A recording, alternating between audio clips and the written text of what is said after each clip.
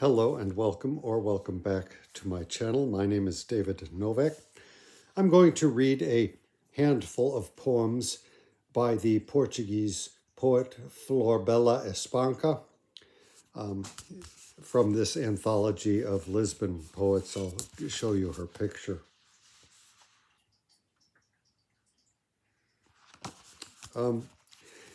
This edition, this anthology lists as its translators Martin Earl and Martin Devlin. And I'm not sure if they translated all of the poems in tandem or if they did selections. It's not really clear. But Martin Earl writes the introduction about Florbela Espanca, and I'd like to read just a little bit of it for you. She came from a sort of complicated domestic situation, the household that she grew up in. And I will just give you a brief excerpt of what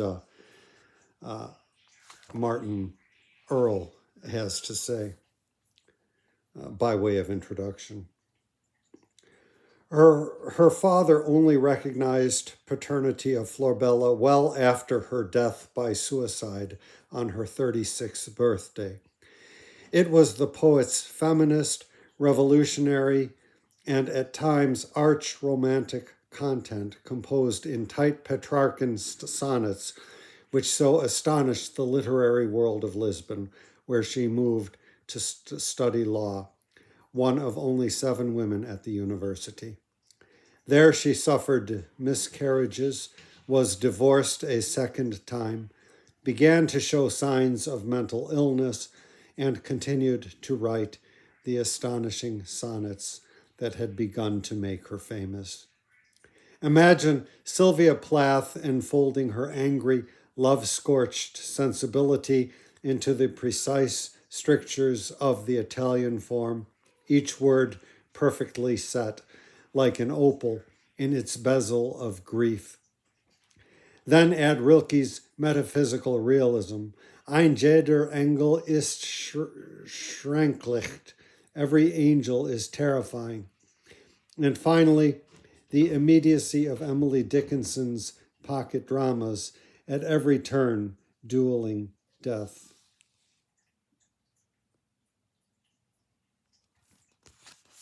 So the poems which I will be reading are sonnets,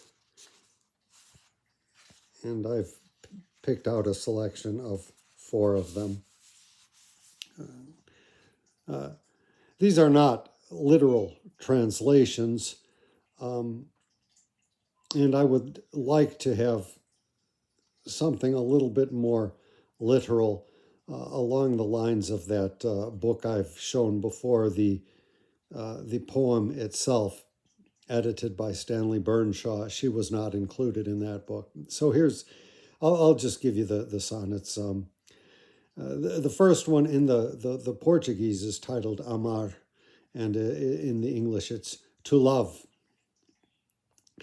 I want to love and do it with abandon, love for love's sake, here and wherever, this one and that one too, everyone, love, love, and never love anybody ever.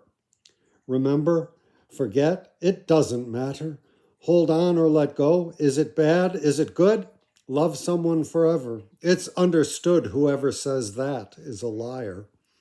Each and every life has its spring, so you better sing when it's blooming. If God gave us a voice, it's to sing with. If the day comes that I'm dust, ash, nothing, let my night be my dawning. Let me learn to lose myself, to find myself.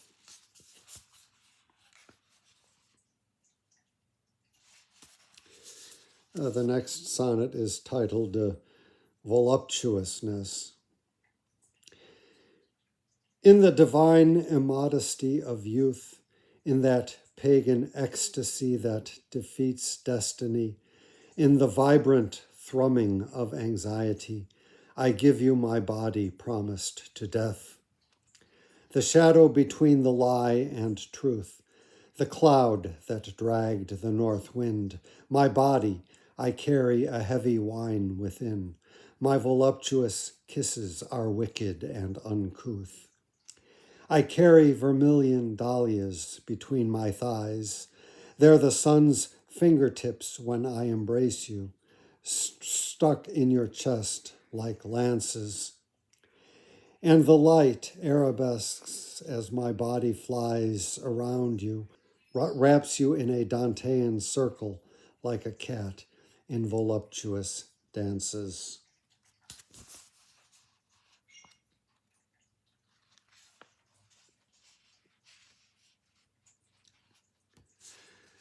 These are the sort of translations that make me want to fiddle with them.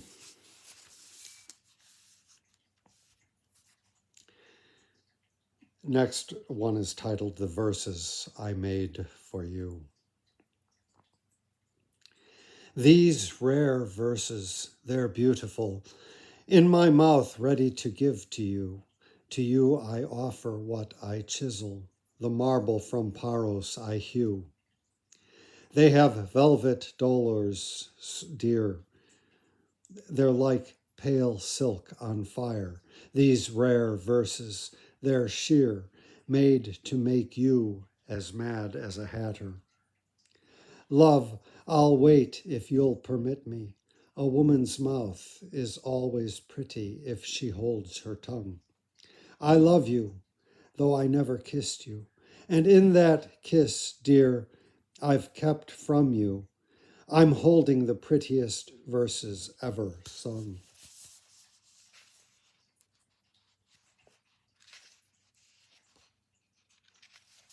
And one final sonnet. This one is titled Vanity. I dream that I'm the poetess elect, who knows all and says all in verse, whose inspiration is pure and perfect, whose every line contains the universe. I dream that a line of mine has clarity enough to fill the world, and will content even those who are dying of paucity, even those artesian souls, the malcontent. I dream that on this earth I'm special, one of deep erudition, immeasurable, at the feet of whom the world is frothing.